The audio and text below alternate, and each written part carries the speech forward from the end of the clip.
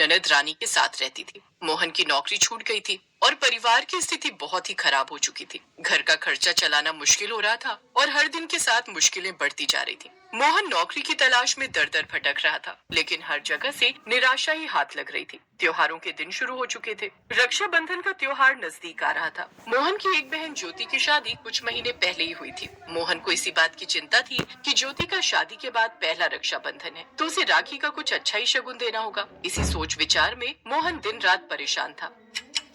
Mummy, ये तो बहुत सुंदर राखी है। अब मैं ये राखी मैडम जी को दिखाऊंगी। Thank you mummy. आंटी, क्या आप मुझे भी ऐसी राखी बनाकर दोगे? हाँ हाँ, क्यों नहीं बेटा, जरूर। मैं तुम्हारे लिए भी सुंदर सी राखी बना देती हूँ। मेरे पास कुछ मोती, सितारे और बाकी का सामान रखा है।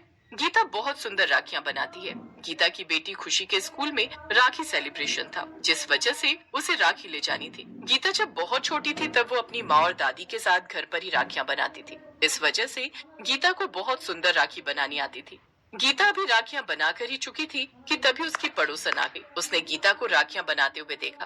अरे गीता, तू तो बहुत सुंदर राखियां बना रही है। हम तो बेकार ही बाजार से खरीद कर लाते हैं। हम तो तेरे से ही ले लेते। हाँ हाँ, क्यों नहीं, मैं बना दूंगी। तो जैसा डिजाइन बोलेंगे वैसा बना दोगे आंटी? हाँ हाँ, तुम मुझे बता दो कि तुम्हें कैसी राखी बनवानी है, मैं वैसी बना दूंगी। आंटी, आजकल ना बाजार में खुद के नाम वाली राखियां चल रही हैं। अगर मैं आपसे कहूँ कि आप मेरे भाई के नाम का पहला अक्षर राखी पर लगा दो, तो इस तरह की कोई राखी बना सकते हो? हाँ, मैं कोशिश कर सकती हूँ। अरे ऐसे थोड़ी बनाएगी। गीता, जितने पैसे लगे बता देना सामान के और बनाने के, मैं तुम्हें पैसे दे दूंगी। ऐसे मुफ्त में नहीं बनवाना, तुम्हारी भी तो मेहनत है। कोई बात नहीं भाभी, मैं बना दूंगी।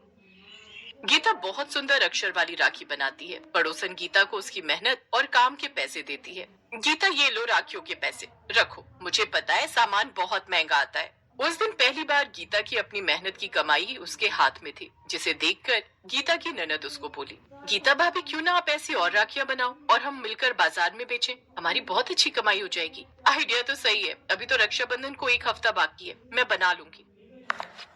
मतलब अब घर की बहू को बाजार में घूमते हुए राखियां बेचते हुए पूरा मोहल्ला देखे और बातें बनाए, अच्छा लगता है भला। माँ, भाभी अकेले थोड़ी है, मैं भी उनका साथ दे रही हूँ। और आप तो जानती हो भैया का काम इतना है नहीं। ज्योति दीदी ने भी रक्षाबंधन पर घर आना है, घर में पैसों की जरूरत होगी। मैंने तो सोच लिया है, मैं और भाभी मिलकर बाजार में राखियां बेचेंगे। माँ जी, हमारे पास और कोई चारा नहीं है, हमें कुछ न कुछ तो करना ही होगा। वैसे भी ये 2-3 दिन के लिए अपनी दोस्त के पास गए हैं कि शायद वहाँ कोई काम मिल जाए। अगर वहाँ इनको काम नहीं मिला तो भी तो घर का खर्चा निकालने के लिए हमें कुछ तो करना ही है ना, तो यही सही। गीता ने अपनी सास को समझाया और अगले ही दिन से काम शुरू कर दिया। वो मेहनत से डिजाइन सोचती, धागे और मोती जुटाती और सुंदर राखियां बनाती। उसकी ननद रानी भी उसकी मदद करने लगी। उनके पास कई तरह की राखियां बन चुकी थी, कुछ पारंपरिक, कुछ आधुनिक नाम वाली और कुछ बच्चों के लिए। राखियां बनाने में तो गीता सफल हो गई, पर अगले दिन अचानक मौसम खराब हो गया और तेज बारिश होने लगी। लो, हो गए ना सारे पैसे खराब। अब ये राखियां क्या करोगी तुम दोनों? बाहर बारिश इतनी ज्यादा है, सड़कों पर पानी भरा हुआ है। क्या फायदा होगा अब तुम्हारा? क्या कमाई करोगी दोनों? मोहन भी कल रात तक वापस आएगा और 2 दिन बाद रक्षाबंधन है। ये सब राखियां बेकार जाएंगी। नहीं नहीं, ऐसा नहीं होगा। मैं राखी बेचने जाऊं, मुझे हिम्मत तो करनी होगी। माँ जी, भाभी, मैं भी आपके साथ चलती हूँ। ठीक है, मैं राखियों को एक डिब्बे में बंद कर लेती हूँ। खुशी, तुम दादी जी के पास बैठना, मैं और बुआ थोड़ी देर में आ जाएंगे।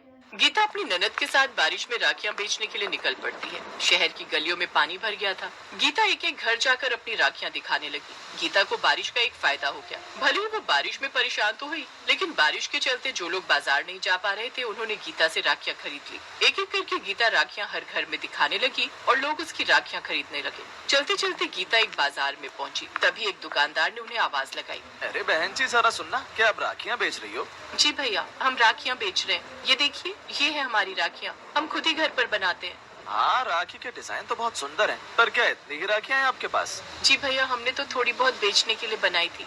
ऐसा है बहन जी, मेरा माल आना था राखी का, क्योंकि पहले वाला माल सारा बिक चुका था। अब बारिश की वजह से पीछे से माल रुक गया, जिससे मुझे पैसे वापस मिल गए। अब बारिश के चलते मेरा दूसरी जगह माल लेने जाना नहीं हो पा रहा। सड़कों का देखो कितना बुरा हाल है, कहीं भी माल आना जाना बिल्कुल बंद हो गया है। आसपास जितने भी दुकानदार हैं, उनके पास राखी का स्टॉक है, पर मेरी दुकान पर नहीं है। और मुझे 2 दिन में राखी बेचनी है। यही कमाई का समय है, पर ये तो बहुत कम है। क्या मेरे लिए और राखियां बना कर दे सकती हो? शाम तक मैं एडवांस पैसे दे दूंगा। शाम तक ऑर्डर पर? हाँ, मैं एडवांस पैसे दे देता हूँ। आप अपने आप माल खरीदो और अपने आप बनाकर दो, सब जिम्मेदारी आपकी है।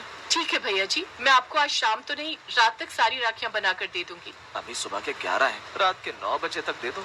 ठीक है भैया जी, हम आपको 9 बजे तक सारी राखियां बनाकर दे देंगे। दुकानदार गीता को एडवांस रुपए दे देता है। गीता को ये बहुत बड़ा ऑर्डर मिला था। वो अपनी ननद के साथ जब घर पहुंचती है तो मोहन वापस आ चुका था। उसे भी सारी बात पता चलती है तो वो भी अपनी पत्नी का सहयोग करता है। इतने बड़े ऑर्डर का नाम सुनकर सास भी उत्साहित हो जाती है और वो भी उनकी मदद करने लगती है।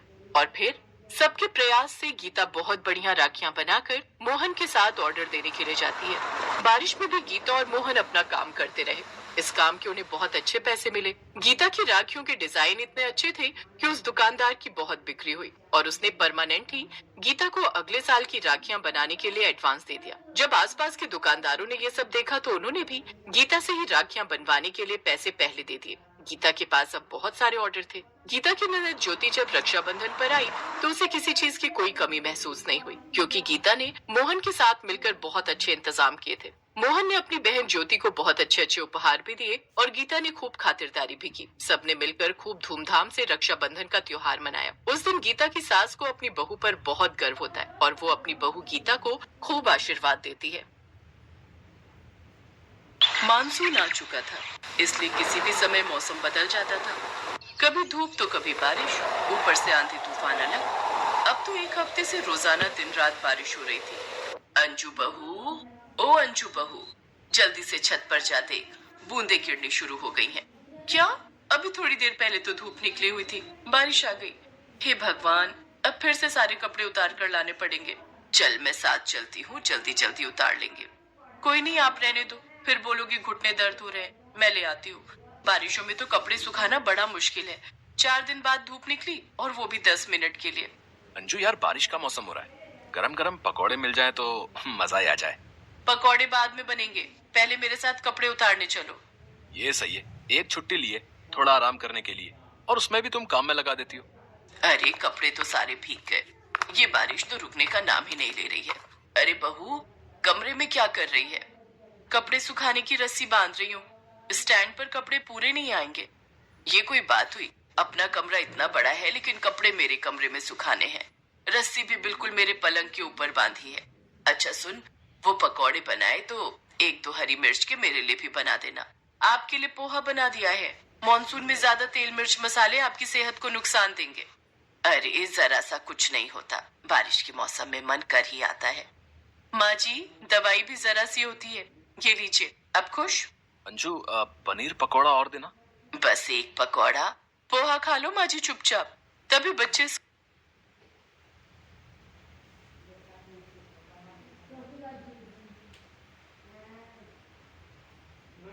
स्कूल से आ जाते हैं। अरे अरे, शूज बाहर उतारो। और तुम दोनों भीग कैसे गए? मम्मी, वो हमारी गली में पानी भरा हुआ था, इसलिए वैन वाले भैया ने गली के बाहर ही वैन रोक दी।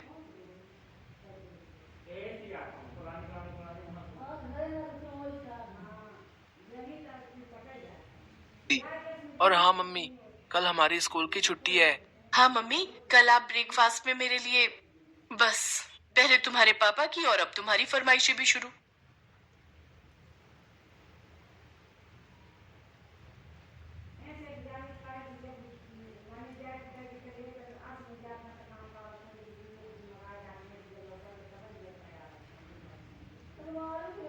ये गर्मियों की छुट्टियां थी तो बारिशें आई नहीं, अब स्कूल खुल गए तो बारिशें आ गई। कितने कीचड़ से भरे हुए जूते हैं, अब इन्हें धोना पड़ेगा। अभी काम वाली काम करके गई है, सारा फर्श फिर से कीचड़ से भर गया। चलो अच्छा है ना, कल स्कूल की छुट्टी है, परसों तक सूख जाएंगे। तभी मानव के ऑफिस से फोन आ जाता है और उसे अर्जेंट ऑफिस बुला लेते हैं। अरे तू कहाँ चल दिया? माँ, ऑफिस से फोन आया है, मुझे अर्जेंट जाना है। छुट्टी के दिन भी आराम नहीं कर सकता। अभी तो वैसे बारिश रुक गई है, मैं टाइम पर पहुंच जाऊंगा। मानव ऑफिस निकल जाता है। बारिश थोड़ी रुक गई थी, तभी अंजू की सास बोली, मुझे तो दरजानी के घर जाना है। कितने दिन से साड़ी में फॉल लगवाने और ब्लाउज सिलवाने को रखे हुए हैं। माँ जी, थोड़ी देर पहले न्यूज में बताया है कि शाम को बहुत तेज आंधी तूफान और भयंकर बारिश आने के आसार हैं और आपको दरजानी के पास जाने की पड़ी है। अरे नहीं आ रही बारिश, देख आसमान साफ हो गया है। मैं सोच रही हूँ जल्दी से हो आती हूँ, रिक्शा कर लूंगी। तू चिंता मत कर, मैं आधे घंटे में आ जाऊंगी। मम्मी, मुझे पॉपकॉर्न खाने हैं प्लीज, मुझे पॉपकॉर्न बनाकर दे दो। और मुझे पनीर सैंडविच भी। रूम में जाकर बैठो, मैं वहीं ला रही हूँ। अंजू रसोई में लग